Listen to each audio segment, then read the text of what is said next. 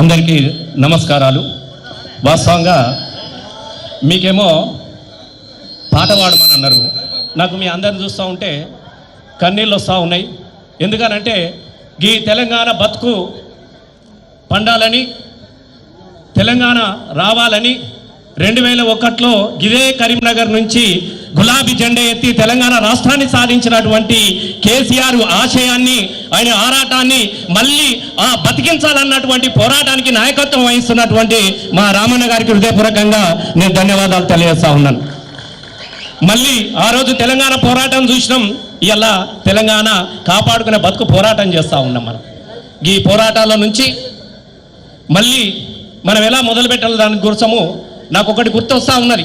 ఆ రోజు డప్పులాడ్డనక జోడు,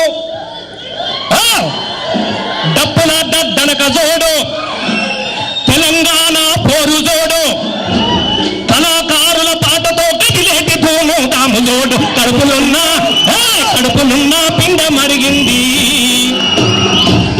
ఒక్క నిమిషం, నేనొర్రా మీరొర్రా ఏం నడుతుందో నాకు తెలుస్తలేదంత.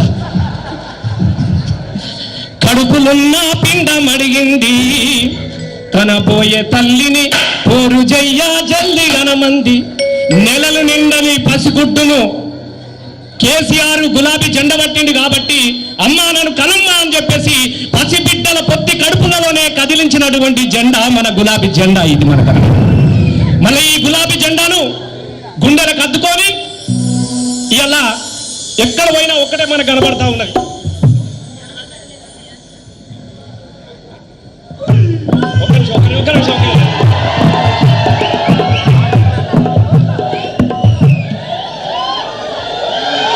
సందీప్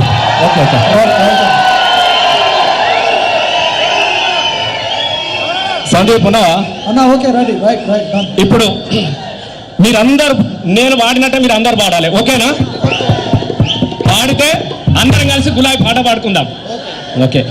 కానీ నేను నిజంగా చెప్తా ఉన్నా, మొన్న నేను ఆదిలాబాద్ పోయినప్పుడు చాలాసేపు ఏడ్చిన. ఇలా ఏ రైతు కళ్ళల్లో చూసినా కూడా, ఏ రైతు ముఖాలలో చూసినా కూడా ఏం కోరుకుంటున్నాడు? బాధ అనిపిస్తా ఉన్నది. జొన్న సేలు అడిగినాయి నిలుదాపరైతేడాని,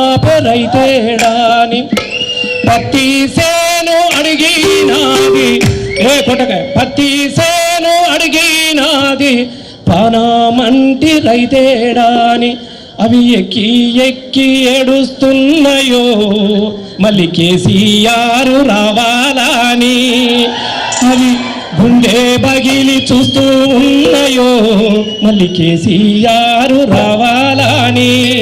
మళ్ళీ కేసీఆర్ రావాలనంటే ఏం కావాలి? గులాబీ జెండాలు ఉండాలి, అంతేనా? గులాబీల జెండా బట్టి మల్లేశో, గులాబీల జెండా బట్టి మల్లేశో,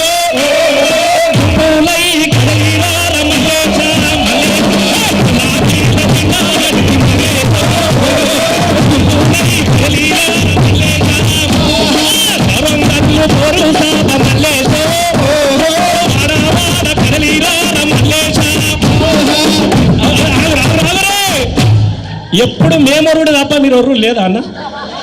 ఉన్నారు కదనే. గులాబీల జెండా బట్టి మల్లేశో,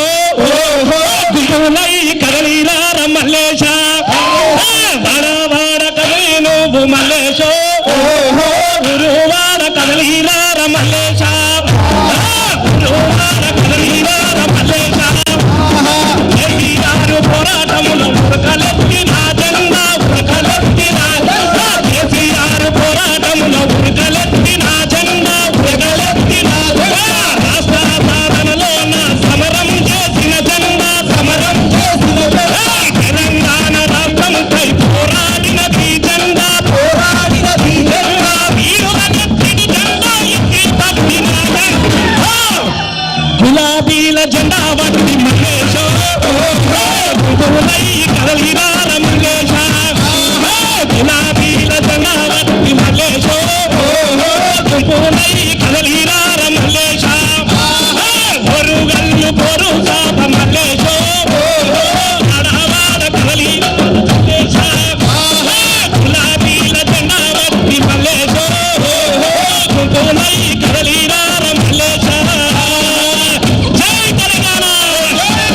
కేసీఆర్ గారి నాయకత్వం. ఊరుకు 1000 మంది కదిలొచ్చే నాయకులుంటే, తీసుకొచ్చే నాయకులుంటే చేతులెత్తురి.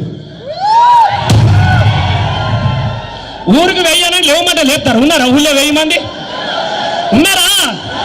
ఉన్నారు. ఉన్నోళ్ళంతా మనను. ధన్యవాదాలు. థ్యాంక్ యూ రసమైన గారికి. గౌరవనీయులు మాజీ మంత్రివర్యులు కొప్పల ఈశ్వరన్న గారిని మాట్లాడుతూ కోరుతున్నాను. జై తెలంగాణ. జై కేసీఆర్. జై కేసీఆర్.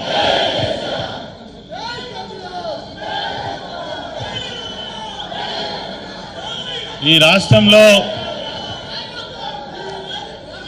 రాష్ట్రంలో ఒక అరాచక పాలన జరుగుతున్నది. నిజమేనా? తెలంగాణ సమాజం గిదే కోరుకున్నదా? తెలంగాణ తెచ్చుకున్నది ఇందుకోసమేనా? నేను ఒక్కటే నిమిషం మాట్లాడి బంద్ చేస్తా, ఎందుకంటే అన్న మాట్లాడాలి. నువ్వు ఇచ్చిన గ్యారంటీల సంగతి పక్కకు పెట్టు. 420 హామీలు, 6 గ్యారంటీలు. నువ్వు ఇస్తావా సస్తావా ఇవాళ ప్రజలకు అర్థమైపోయింది.